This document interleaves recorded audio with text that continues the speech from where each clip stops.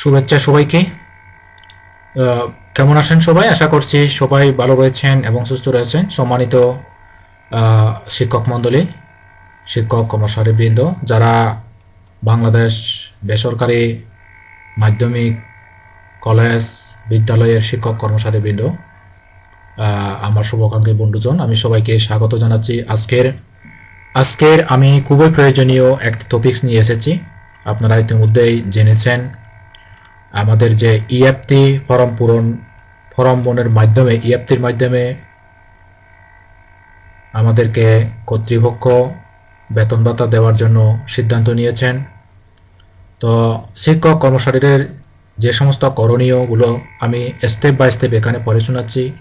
আপনারা আশা করি খুব মনোযোগ সহকারে আপনারা দেখবেন। যেমন দেখেন, নাম্বার 1 এখানে বলা হচ্ছে ইন্ডেক্স নাম্বার। সংশ্লিষ্ট শিক্ষক কর্মচারীর ইন্ডেক্স নাম্বার অবশ্যই দেখা যাবে ইএফটি ফর্ম পুরো করার সময়, এবং তা কোনোতেই পরিবর্তনযোগ্য নয়। নাম্বার 2 নম্বরে বলা হচ্ছে এখানে পেমেন্ট স্ট্যাটাস। এখানে সংশ্লিষ্ট শিক্ষক কর্মচারীর যে সমস্ত তথ্য এখানে যাবে, তারপর পেমেন্ট স্ট্যাটাস এখানে দেখা যাবে। পেমেন্ট স্ট্যাটাসও পরিবর্তনযোগ্য নয় এখানে বলা হচ্ছে। এরপরে নাম্বার 3তে এমপ্লয়ি স্ট্যাটাস। শিক্ষক কর্মচারী প্রতিষ্ঠানে কর্মরত এবং এমপিওভুক্ত অর্থ পাওয়ার যোগ্য হলে ওকে হবে। ওই শিক্ষক কর্মচারী পদত্যাগ, অবসর, মৃত্যু, চাকরিচ্যুত, অন্য যে কোনো কারণে প্রতিষ্ঠানে কর্মরত না থাকলে বা এমপিওর অর্থ পাওয়ার যোগ্য না হলে ওকে এর পরিবর্তে রিজাইন, ডিসমিস, ডেট, রিটায়ার, যার ক্ষেত্রে যথা প্রযোজ্য সেটা দিতে হবে।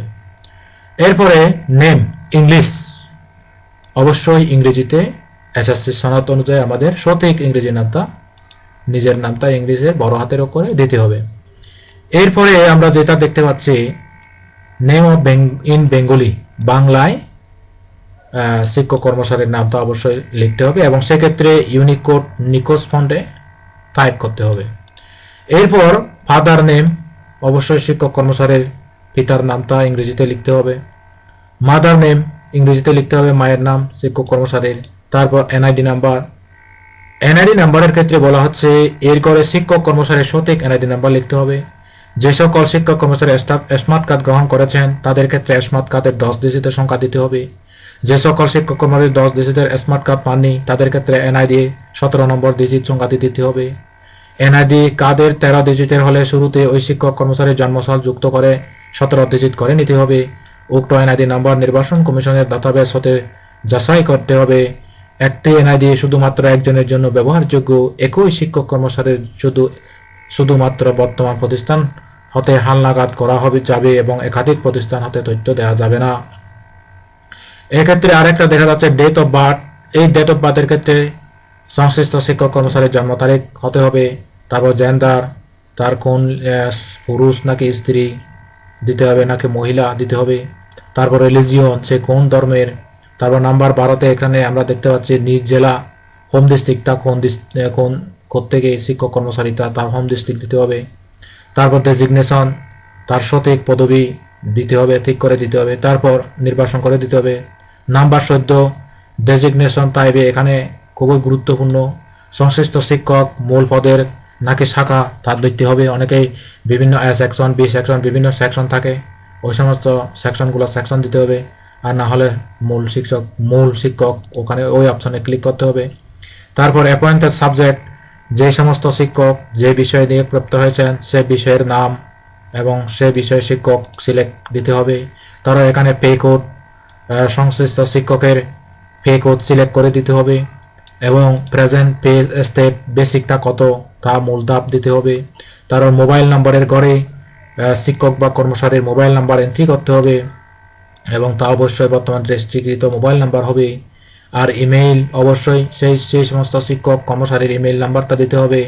এখন first joining date of MPO, কোন প্রতিষ্ঠান থেকে সেই শিক্ষক প্রথম এমপিওভুক্ত হয়েছেন সেই সমস্ত ফার্স্ট জয়নিং ডেটটি দিতে হবে। যে প্রতিষ্ঠানের বিধি মোতাবেক নিয়োগপ্রাপ্ত হয়েছেন, এমপিওভুক্ত হয়েছেন, সেই জয়নিং ডেটটা দিতে হবে। তারপর ফার্স্ট এমপিও ডেট, কখন এমপিও ডেট এমপিও কখন এসেছে তা দিতে হবে। তারপর joining date in present at present institution, অর্থাৎ বর্তমানে যে প্রতিষ্ঠানে কর্মরত আছেন এবং যে প্রতিষ্ঠানে বর্তমানে যোগদান করেছেন তারিখ। তারপর MPO date in present post present MPO institution PIGT শিক্ষক কর্মচারী একাধিক প্রতিষ্ঠানে এমপিভুক্ত হলে সেক্ষেত্রে চাকরি করে থাকলে MPO date in present post at present MPO institution এর করে বর্তমান প্রতিষ্ঠানে বর্তমান পদে এমপিভুক্তির তারিখ এন্ট্রি দিতে হবে। তারপর নাম্বার 24 এখানে বলেছে ডেট ফার্স্ট আপার গ্রেড, যদি টাইম স্কেল বা উচ্চতর গ্রেড পেয়ে থাকেন সেই সমস্ত শিক্ষক কর্মচারী তাহলে সেখানে সেই ডেটটা দিতে হবে। তারপর দ্বিতীয় উচ্চতর গ্রেড যদি পেয়ে থাকলে সেই তারিখটা দিতে হবে। তারপর এটা কিন্তু কলেজের জন্য প্রযোজ্য, কলেজের সহকারী অধ্যাপকগণ ষষ্ঠ গ্রেডে যদি স্কেল পেয়ে থাকেন সেই সমস্ত তারিখগুলো দিতে হবে। তারপর নাম্বার 7 যে দেওয়া আছে ডেট অফ বিএড, যদি বিএড স্কেল প্রাপ্ত হন শিক্ষক দশম গ্রেড কখন পেয়েছেন সেই তথ্যটি সেই তারিখটি এন্ট্রি দিতে হবে। তারপর ব্যাংক নেম, সংশ্লিষ্ট শিক্ষক কর্মচারী কোন প্রতিষ্ঠান থেকে কোন ব্যাংক থেকে তার বেতন ভাতা উত্তোলন করেন এমপিওর টাকা সেই ব্যাংক নেম দিতে হবে। তারপর ব্যাংক ব্রাঞ্চ নেম, সঠিকভাবে ব্রাঞ্চের নেম দিতে হবে, অর্থাৎ যেখান থেকে সংশ্লিষ্ট শিক্ষক কর্মচারী তার বেতন ভাতা উত্তোলন করেন। আর যদি ঋণ থাকলে, যদি যে শাখায় তার কোনো চলমান ঋণ থাকলে তিনি ব্যাংক শাখা পরিবর্তন করতে পারবেন না এখানে বলা হচ্ছে। তারপর রাউটিং নাম্বার, এটা কিন্তু রাউটিং নাম্বারটা অবশ্যই দিতে হবে, সংশ্লিষ্ট ব্যাংকের রাউটিং নাম্বার অনলাইনে সার্চ করলে পাওয়া যায়।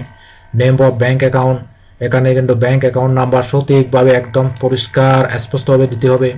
তারপর ব্যাংক অ্যাকাউন্ট নাম্বার, এখানে ইএফটির মাধ্যমে যদি এমপিও অর্থ প্রেরণের অপশনটি সবচেয়ে গুরুত্বপূর্ণ। সংশ্লিষ্ট শিক্ষক কর্মচারী এমপিও বিপ্তর অর্থ প্রাপ্তির জন্য নিজস্ব ব্যাংক হিসাব নম্বরটি অবশ্যই 13 থেকে 17 ডিজিটের অনলাইন হিসাব নম্বর হতে হবে। যে সকল শিক্ষক কর্মচারীর এমপিওতে ব্যাংক হিসাব নম্বর সনাতন পদ্ধতি 5-6 ডিজিটের, সে সমস্ত ব্যাংক হিসাব নম্বর অবশ্যই সংশ্লিষ্ট ব্যাংকে গিয়ে 13 থেকে 17 ডিজিটের অনলাইন হিসাব নাম্বার সংগ্রহ করতে হবে এবং সেগুলোই জমা দিতে হবে। যেখানে কিন্তু ব্যাংক অ্যাকাউন্ট নাম্বার অনলাইন না হলে, ভুল হলে ইএফটির মাধ্যমে প্রেরিত অর্থ সংশ্লিষ্ট শিক্ষক কর্মচারীর হিসাব নম্বরে জমা হবে না, এটা খুবই গুরুত্বপূর্ণ। তো এখন নাম্বার 33 এখানে বলেছে সংশ্লিষ্ট শিক্ষক কর্মচারীর সদ্য তোলা 300x300 পিক্সেলের রঙিন ছবি আপলোড করতে হবে। ছবির সাইজ 100 কেবি উপরে হতে পারবে না, ছবিটি অবশ্যই অফিসিয়াল হতে হবে এবং ব্যাকগ্রাউন্ড একক রঙের হতে হবে। সর্বশেষ অঙ্গীকারনামা, সকল তথ্য পূরণ করা হলে সেভ এস ড্রাফট বাটনে ক্লিক করে প্রথম জনের তথ্য জমা সম্পন্ন করতে হবে। সেভ এন্ড ড্রাফট বাটনে ক্লিক করে প্রথম জনের তথ্য সম্পন্ন করা হলে ইএফটি ইনফরমেশন আপডেট ইনবক্স এর ইএফটি তথ্য হালনাগাদ একটি ড্রাফট আবেদন জমা হবে। পরবর্তী সকলের তথ্য প্রদানের জন্য ইএফটি ইনফরমেশন অফ আপডেট ইনবক্সটি ইএফটি তথ্য হালনাগাদ মেনুতে প্রবেশ করে ড্রাফট আবেদনে ক্লিক করলে জনবলের তালিকা পাওয়া যাবে। সেখান হতে সকল জনবলের ইএফটি তথ্য প্রদান করতে হবে। যার তথ্য প্রদান করা হবে তালিকায় তার ইন্ডেক্স এর বাম পাশে ইস আপডেটেড করে টিক চিহ্ন দিতে হবে। সকল জনবলের ইএফটি তথ্য প্রদান করা হলে সাবমিট বাটনে ক্লিক করে তথ্য জমা প্রক্রিয়া সম্পন্ন করতে হবে। তো সৌজন্য হচ্ছে ইন্টারনেট থেকে।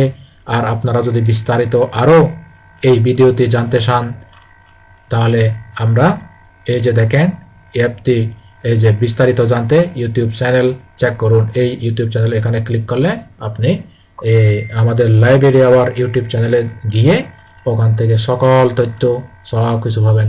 এটা হলো আমাদের ব্লক স্পট ওয়েবসাইট। এই ব্লক স্পট সাইটে আপনি হোম, প্রসদ, লাইব্রেরি, এখানে লাইব্রেরিতে অনেক কিছু বিষয় পাবেন।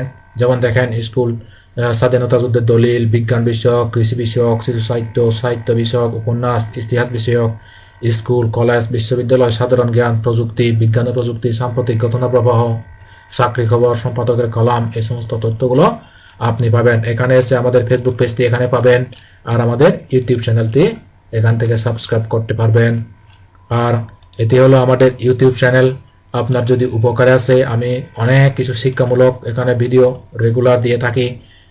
আপনাদের যদি উপকারে আসে আপনি আমাদের চ্যানেলটি সাবস্ক্রাইব করে রাখতে পারেন।